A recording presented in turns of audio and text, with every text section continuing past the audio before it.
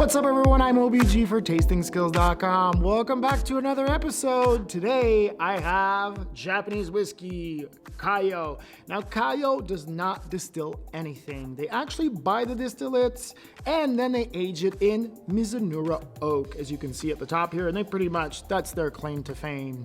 Now when we talk about Mizunara oak, it's really hard to make those casks, and Mizunara oak takes about 10 times longer to grow than actual American oak, and you always need to have a really good cooperage man to make that cask, because basically Mizunara oak breeds a lot, meaning the barrels end up leaking. So when we look at the pricing between like an American cask oak and a Japanese Mizunara cask barrel, well, it's about 10 to 1 when it comes to pricing. So usually those whiskeys are more expensive because of that oak. All right, so what did I actually get today? Well, let's cover all of them. I was able to get 3 out of the 5 that they make, starting with the Kaiyo 7-year-old. Now this is called the single. It's unchilled, unfiltered, and it comes in at 48 ABV or 96 proof. Then we have the cask strength. Once again, this is unchilled, unfiltered, and this has an ABV of 53 or 106 proof. Then we have the peat is again unchilled, unfiltered, and this has an ABV of 46% alcohol or 92 proof. Now when we look at the packaging of these, I mean, these are just simple. You get, you know, the basic calligraphy here, you get the statement age, you get the Kaiyo name, you get their claim to fame, which they say, you know, is Japanese Mizunara oak.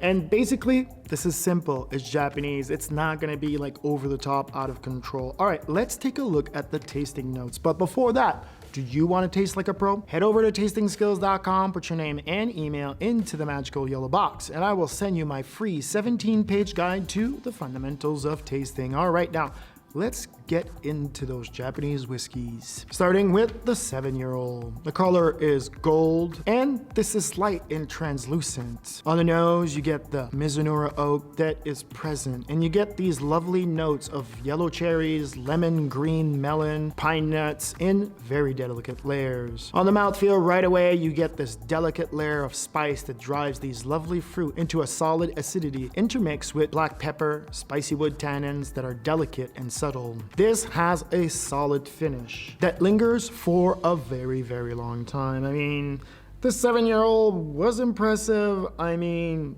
this was really good. I was really surprised. I mean, the Mizunara oak is just something special.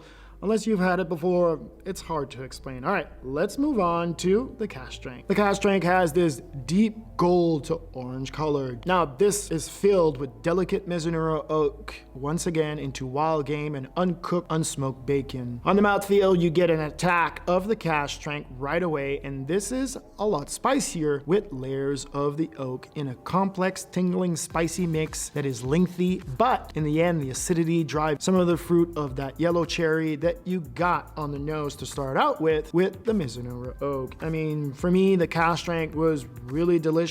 It does have a lot of funk on it, so if you're not into that funky kind of whiskey, well, I don't know if it's for you or not. All right, let's move on to the peat.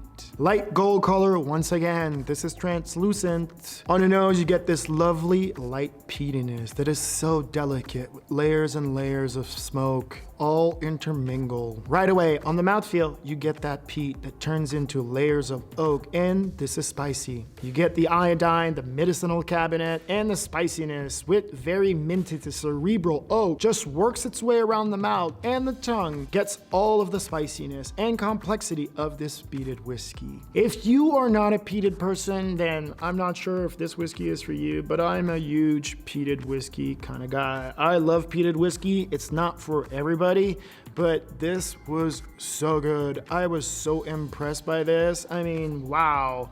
So these all retail around $100 each. Yes, that is expensive. It's not cheap. I mean, but you need to remember the Mizunara oak here is super expensive. So let's do a quick recap and see what you should buy and what you should pass on. Starting with the 7-year-old. The 7-year-old is an absolute buy here. I was impressed. This was just so good. And for 7-year-old Mizuno Oak Age Finish whiskey, this is a buy for me. Then we have the Cask Strength. This has some serious funk on it. It is just something out of another world. I really did love this, but this is more advanced. And finally, the Peated Whiskey. This is an absolute buy. I mean, for me, I am just a big fan of peated whiskey. I know that it's not for everybody, and I know that it's not everybody's thing, but for me, it just works me so well.